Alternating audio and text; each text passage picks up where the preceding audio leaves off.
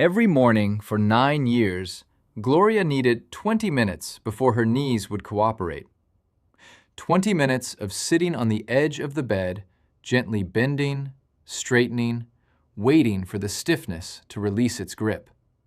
Then she could stand. Then she could walk.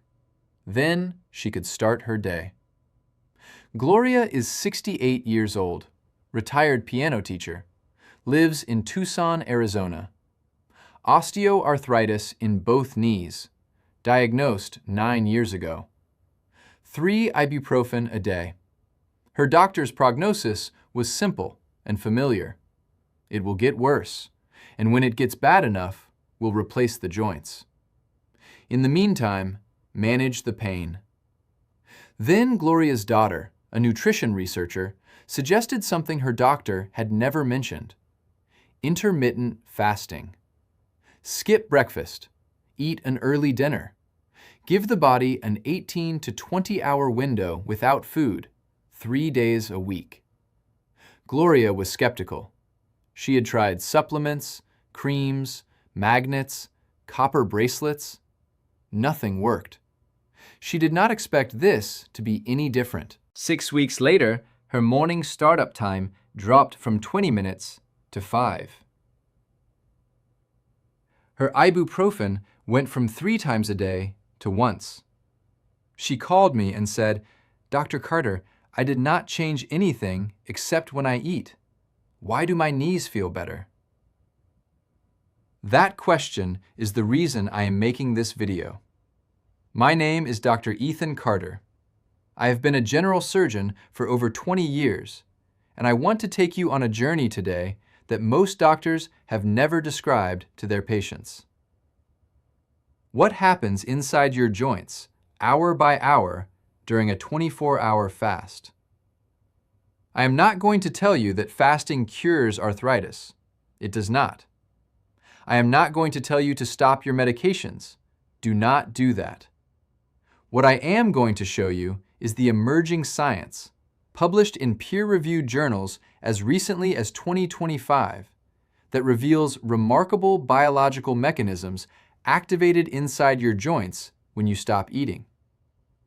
Mechanisms that your body already possesses. Mechanisms that constant eating suppresses. And mechanisms that most people over 60 have never heard of. This is not a list of 5 things. This is a timeline. We are going to walk through 24 hours together, and at each stage, I will show you what is happening inside the cartilage cells of your knee. Let's begin at the beginning. You have just finished your last meal. Let's say it is 6 p.m., a normal dinner. Your blood sugar rises. Your pancreas releases insulin. And deep inside every cell in your body, including the chondrocytes, the living cells embedded in your knee cartilage, a molecular switch flips on. That switch is called mTOR, mammalian target of rapamycin.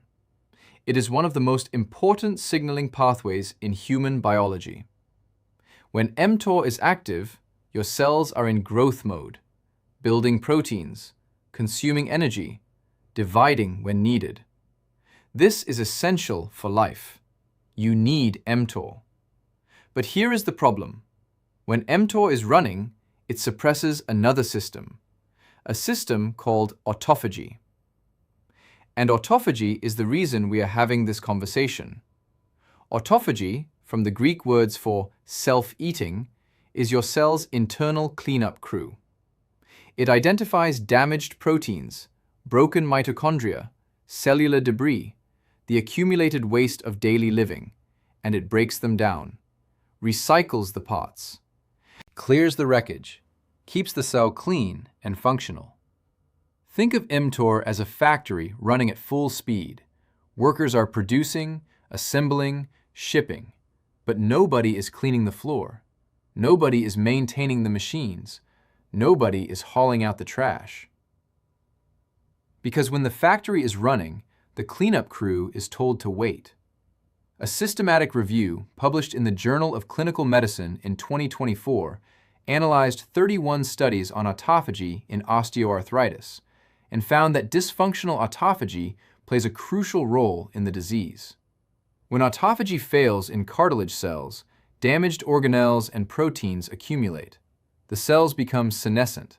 They begin to die, and the cartilage they were maintaining degrades. Autophagy dysfunction does not follow cartilage damage, it precedes it. It is a cause, not a consequence. In these first 4 hours after eating, mTOR is fully active. Autophagy is suppressed. The cleanup crew is standing idle. And inside Gloria's knee cartilage, the debris from 9 years of daily life continues to pile up. 3 meals a day, 2 snacks. mTOR almost never turns off. The cleanup crew almost never gets to work. It is now roughly 10 p.m., 4 hours since your last meal. Your blood sugar has returned to baseline. Insulin levels are declining, and something subtle but critical begins to shift. As insulin drops, mTOR begins to ease off the accelerator. Simultaneously, another sensor activates, AMPK, AMP-activated protein kinase. Think of AMPK as your cell's fuel gauge. When energy intake drops, AMPK detects it and starts preparing the cell for a different mode of operation. Less consumption, more conservation, more repair.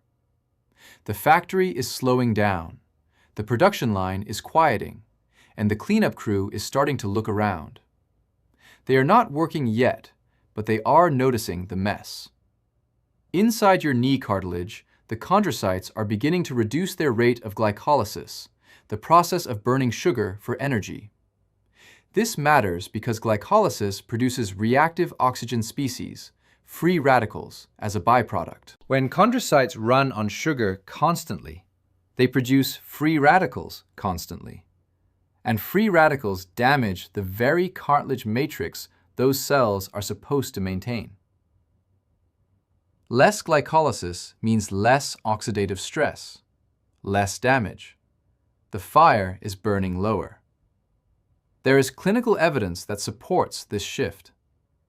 Studies on patients with rheumatoid arthritis who fasted during Ramadan showed measurable reduction in joint inflammation and disease activity, with effects that persisted even after the fasting period ended. The fasting did not cure the disease, but it reduced the inflammatory signal. And that reduction began in these hours as insulin dropped and the metabolic environment changed. Gloria's body is now 6 hours past dinner, roughly midnight. She is asleep. And for the first time in her typical day, the inflammatory machinery in her joints is beginning to cool. This is the critical window. And this is where the science gets genuinely remarkable. By hour 8 to 12, mTOR activity has dropped significantly. AMPK is now fully engaged, and autophagy, the cellular cleanup system that has been waiting patiently all day, is finally activated. Inside the chondrocytes of your knee cartilage, autophagy begins systematically dismantling damaged components. Misfolded proteins that interfere with normal cell function, broken pieces of endoplasmic reticulum, aggregates of cellular waste that have been accumulating for hours, days, potentially years. Autophagy identifies each one, wraps it in a membrane, and delivers it to a lysosome, the cell's recycling center, where it is broken down into raw materials and reused. But the most important form of autophagy happening in your joints right now has a specific name: mitophagy, the selective removal of damaged mitochondria. Mitochondria are the power plants of every cell. In cartilage, they are critical because chondrocytes exist in a low oxygen environment and depend heavily on efficient energy production. When a mitochondrion is damaged, it does not just stop working, it starts leaking. reactive oxygen species pour out of the broken membrane. Those free radicals attack the surrounding cartilage matrix, trigger inflammatory signaling, and accelerate cell death. A study published in Communications Biology in January 2025 demonstrated something extraordinary. Researchers proved that fasting activates a specific protein called OPTN, optineurin, in cartilage cells. OPTN tags damaged mitochondria for removal through mitophagy. When OPTN functions properly, broken mitochondria are cleared, free radical production drops, and chondrocyte death is prevented. When OPTN is absent, damaged mitochondria accumulate, oxidative stress skyrockets, and cartilage degrades. The researchers showed that fasting was able to activate this pathway and protect cartilage in a mouse model of osteoarthritis. Let me say that more simply. Fasting turned on a switch inside cartilage cells that told them to take out the trash. And taking out the trash protected the cartilage from destruction. Here is what makes this especially important for anyone over 60. Research has shown that key autophagy proteins in knee cartilage, specifically ATG5 and LC3, decrease significantly with age. The decline begins around the equivalent of age 55 to 60 in human terms. Your cleanup crew is already short-staffed because of aging. Eating constantly suppresses it further. Fasting may be one of the few ways to reactivate a system that age is quietly shutting down. Gloria is now at hour 10. It is 4 a.m. She is still asleep. And inside her knee cartilage, for the first time in perhaps years, the cleanup crew is fully operational. Damaged mitochondria are being tagged and removed. Misfolded proteins are being recycled. The cellular environment is cleaner than it has been in months. And she feels nothing. She is simply sleeping. Hour 12. Gloria is waking up. She has not eaten in 18 hours if we count from 6 p.m. Inside her body, something new is happening. Her liver has shifted to producing ketone bodies, specifically beta-hydroxybutyrate, BHB. Most people know ketones as an alternative fuel source, the body's backup generator when glucose runs low. That is true, but it is the least interesting thing about BHB. BHB is a signaling molecule, a messenger, and one of its most powerful messages is aimed directly at the inflammatory system. BHB inhibits the NLRP3 inflammasome. If that term means nothing to you, think of NLRP3 as the master switch for inflammation in your body. When NLRP3 activates, it triggers the production of interleukin-1 beta, IL-1 beta, one of the most destructive inflammatory cytokines in joint disease. IL-1 beta directly activates metalloproteinases, the enzymes that literally cut apart the collagen fibers in your cartilage. Every time IL-1 beta rises, your cartilage pays the price. BHB turns that switch down. Not off, down. IL-1 beta production decreases. TNF-alpha, another major inflammatory driver, decreases. The enzymes that were cutting apart cartilage collagen receive fewer orders. The destruction slows. A comprehensive review published in Frontiers in Nutrition in 2025 synthesized the preclinical and emerging clinical evidence and concluded that intermittent fasting beneficially impacts osteoarthritis pathogenesis through multiple mechanisms, including reducing systemic and local joint inflammation. A 2024 study in BMC Rheumatology tested intermittent fasting in a mouse model of rheumatoid arthritis and found that fasting significantly reduced both the incidence and severity of clinical arthritis. The inflammatory gene expression profile shifted measurably. Less IL-1, less BCR and TCR signaling. The immune attack on the joints was dialed back. Now, I need to be honest with you about something. A 2025 scoping review that analyzed 14 human studies on prolonged fasting and inflammatory markers found that the picture is more complex than fasting reduces inflammation. CRP, a common inflammation marker, actually increased temporarily during some fasting protocols, particularly in overweight individuals. It tended to normalize or drop after refeeding. This suggests that the inflammatory response to fasting may be adaptive, part of a cellular restructuring process, rather than a simple on-off switch. The science is real, but the science is not finished. I owe you that honesty. What we can say, based on the current evidence, is that the ketones produced during a fast carry anti-inflammatory properties that are directly relevant to joint health, and that those properties begin to emerge meaningfully around hour 12 to 16, which is exactly the window where Gloria started to feel different. We are now in the final phase, hours 16 through 24. And here, the conversation moves from inside the cell to inside the gut. Because your joints and your intestines are talking to each other, and what they say depends largely on what lives in your gut.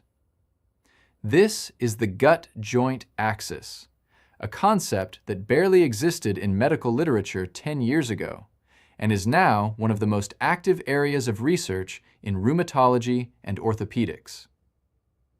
Your intestines are home to trillions of microorganisms, bacteria, fungi, viruses. Collectively, they are called the microbiome. When the composition of that microbiome shifts toward inflammatory species, the gut lining becomes more permeable. Fragments of bacterial cell walls, endotoxins called LPS, leak into the bloodstream. The immune system detects them and mounts an inflammatory response. That response does not stay in the gut. It travels to the joints, to the cartilage, to the synovium. Every joint in your body receives the signal. Fasting changes the composition of the microbiome. The 2024 BMC rheumatology study found that intermittent fasting enhanced both the abundance and diversity of gut bacteria, specifically promoting anti-inflammatory populations within the genus Ruminococcaceae. The 2025 Frontiers in Nutrition review confirmed that positive modulation of gut microbiota is one of the primary mechanisms through which intermittent fasting influences the progression of osteoarthritis. When the gut flora shifts toward anti-inflammatory species, the gut barrier strengthens. Less LPS leaks into the blood. The immune system receives fewer alarm signals, and the joints, downstream of every signal, experience less inflammatory pressure. Not because you took an anti-inflammatory pill, because the source of the inflammation was reduced at its origin. Gloria did not know that her gut and her knees were in conversation, but they were. For 9 years, 3 meals a day plus snacks fed a microbiome that was sending low-grade inflammatory signals to every joint in her body. When she changed when she ate, the conversation changed, and her knees heard the difference. Before I close, I need to spend a moment on this, because I would be irresponsible if I told you about the benefits of fasting without telling you about the risks. And for some people, fasting is genuinely dangerous. Do not fast if you have type 1 diabetes. Do not fast if you have type 2 diabetes and are taking insulin or sulfonylureas. The risk of severe hypoglycemia is real and potentially life-threatening. Do not fast if you are underweight or malnourished. Your body does not have the reserves to sustain a 24-hour fast safely. Do not fast if you have a history of eating disorders. Fasting can trigger relapse in people with anorexia or bulimia. Do not fast if you are taking medications that must be taken with food. Many medications prescribed to people over 60 fall into this category.